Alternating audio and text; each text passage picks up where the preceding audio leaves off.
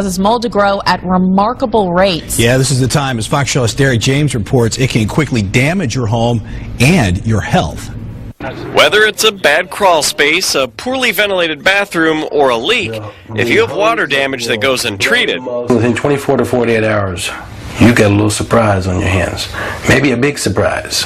David Snell of Executive Restoration gets a lot of calls in spring when people notice a musty smell in their home or aren't feeling well. Sneezing, being nauseated, headaches, watery eyes. David starts with the air quality inside and outside the home.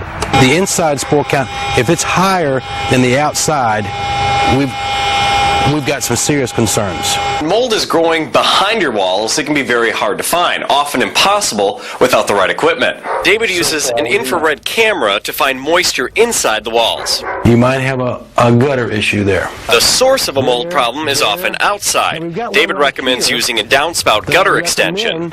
But are you safer if your house is newer? It really doesn't matter the age of your home.